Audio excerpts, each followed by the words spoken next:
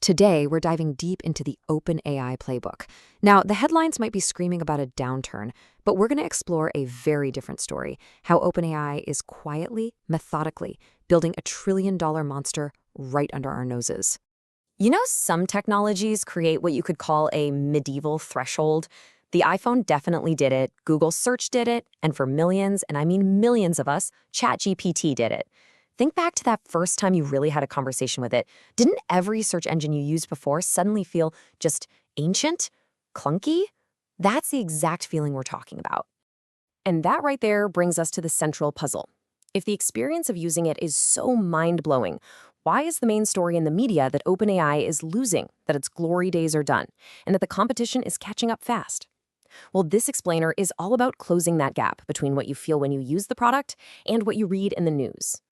Okay, first, let's just lay out the story you've probably been hearing over and over again. It's a classic in the tech world, right? The big guy gets slow and lazy, and the quick, scrappy upstart, in this case Anthropic, comes along as the new fan favorite, ready to steal the crown with a smarter focus on safety and big business clients. And this story gets a lot of fuel from how we see the leaders, right? Sam Altman often gets the full Zuckerberg treatment. He's painted as this aggressive, maybe a little robotic disruptor. But on the other hand, Anthropic's Dario Obode is often shown as the thoughtful, cautious, cool innovator. But let's be real, a CEO's persona rarely tells the whole story about the business strategy.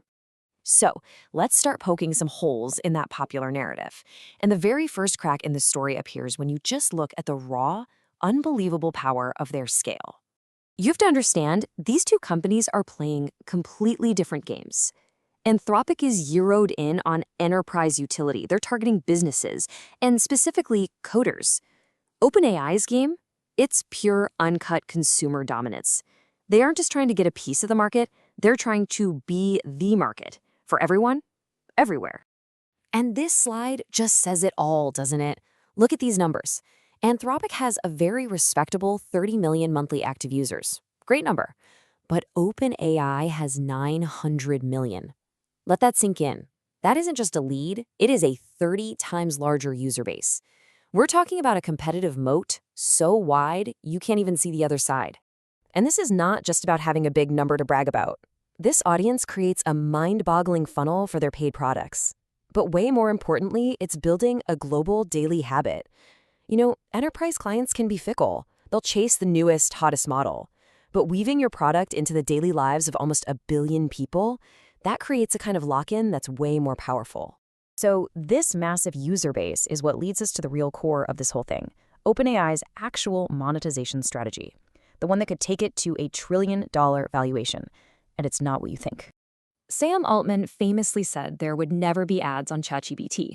But, as the marketing genius Rory Sutherland says, you should really pay less attention to what founders say and a lot more attention to what their companies are actually building.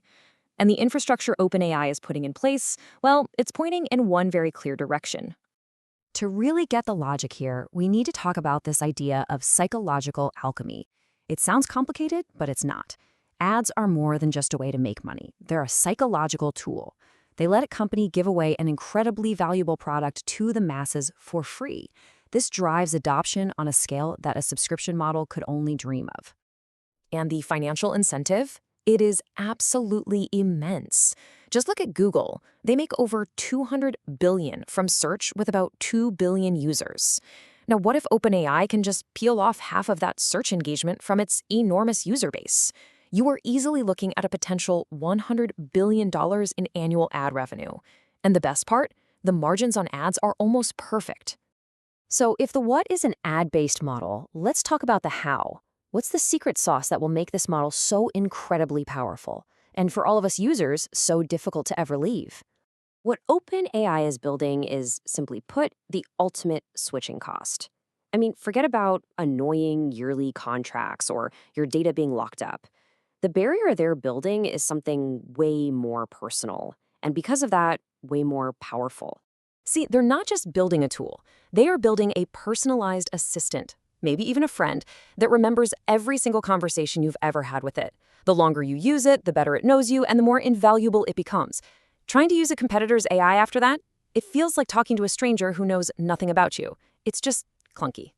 This means the entire battlefield for who wins in AI is changing right before our eyes. Pretty soon, it won't matter which model scores a few points higher on some technical benchmark.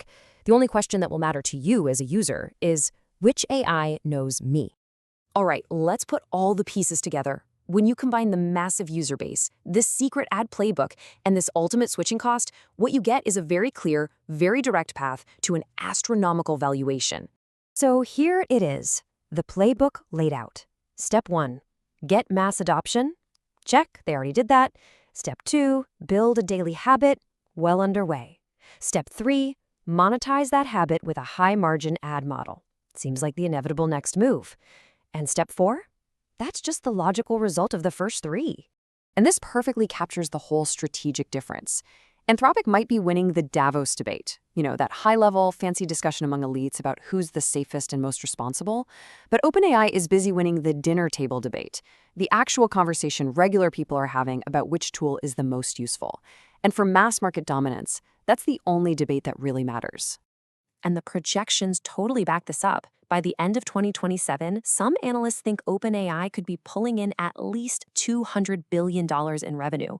If a huge chunk of that is from ads, and you just apply a standard tech multiple to it, you are easily looking at $1 trillion company. Which leaves us with this one last thought. This whole thing was never just a race to build the smartest model. It's a race to become the default interface for how all of humanity interacts with technology. And when you look at this playbook, you kind of have to wonder if OpenAI has already won.